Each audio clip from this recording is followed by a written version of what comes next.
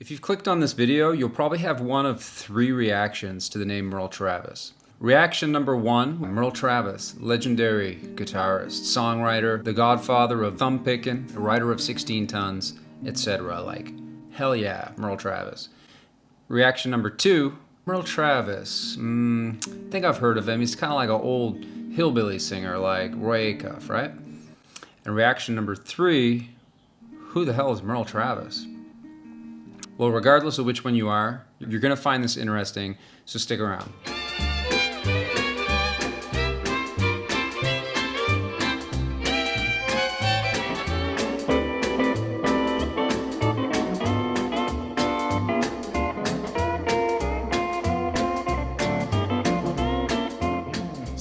It's 1962. It's a pretty good year for country music, and it brings about this album, Travis, by Merle Travis.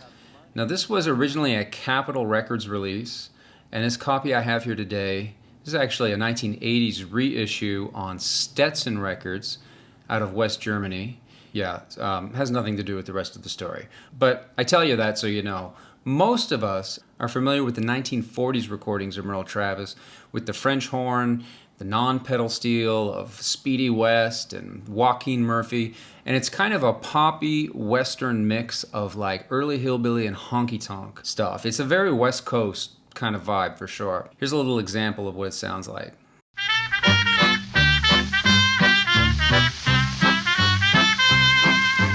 I got a gal called Cincinnati Lou. I don't know nothing that she won't do. She can drink more beer than a 2-ton truck can haul.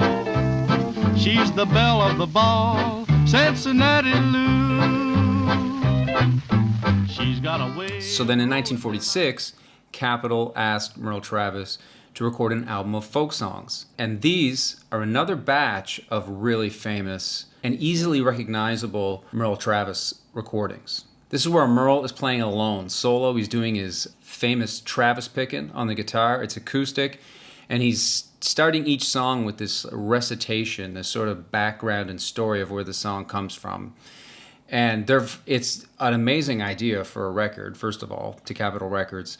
Secondly, these are very fascinating recordings, and they're unmistakable when you hear them. You never forget the sound of these. I like to sing about this fella, Lost John, sort of the way that my dad used to sing it down in Kentucky. Here's the way it goes. Now the ugliest fella that I ever seen was long lost John from Bowling Green. No hat on his head, no shoes on his feet, begging the women for his bread and meat. One woman said, "Johnny, what can you eat?" He said, 49 biscuits and a ham of meat. And he was so by 1962, Travis is actually kind of past his peak point of popularity already. He's been around a while. And this is basically a re-recording now of his big songs from the 40s. What's very interesting and unusual about this album here is that it doesn't sound like anything else in Merle Travis's catalog. There's twin fiddles on it, and actually a real drummer playing a real drum kit. Most importantly, and for the sake of this channel, there's pedal steel guitar on it.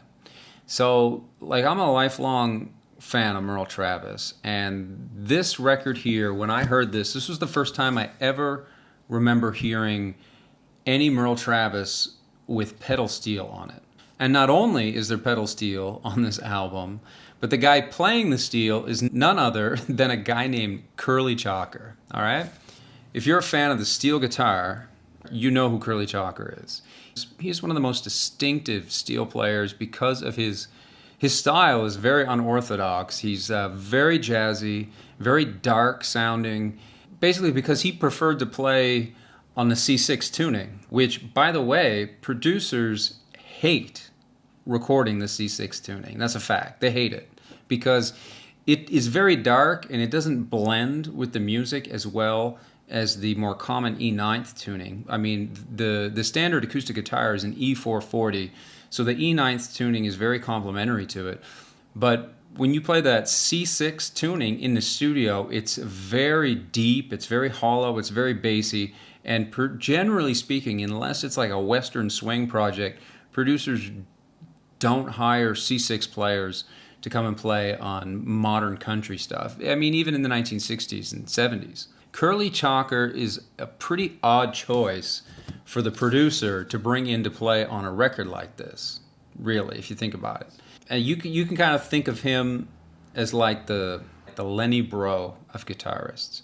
He's not going to be the first call session player for like a Nashville, for most Nashville records, right? So what we have here is this record of Merle Travis, his big songs with a full band in the 1960s on warm analog equipment in a modern studio. Ken Nelson producing, the infamous Ken Nelson. It's a one-of-a-kind record, and if you're a Merle Travis fan, I think this is definitely a must-have. You got to have this in your collection. If you're a steel guitarist, I think you probably got to have this. If you've never listened to Merle Travis, I would not suggest starting with this record. I would say start with one of the two batches of recordings that I mentioned already. And that should be really easy for you, because that's all you're going to find when you type the name Merle Travis into YouTube Music, Apple, or Spotify. All you're going to find are those acoustic recordings I told you about, or those 40s recordings with the French horn that sound like Steamboat Willie cartoons. You're not going to find this album in online streaming. However, I have combed the entire internet and found one playlist that features this whole record in its entirety, front to back. I've got a link pasted in the description so you can check it out. There should also be somewhere floating above my head a link to it as well. And you can check out this record, and do check it out. Let me know what you think of it. That's it. Merle Travis, Travis, one of the all-time greats of country western music, singing and playing a newly recorded dozen of his most memorable hit songs. As for Stetson Records, as for this little record label right up here, okay, why were Stetson Records reissuing classic country albums from the 1950s and 60s like this out of West Germany at the end of the Cold War, you might ask? Why was this happening? That is a story to be continued in a future video. So take care, keep it country, keep on coming back, and we'll see you next time.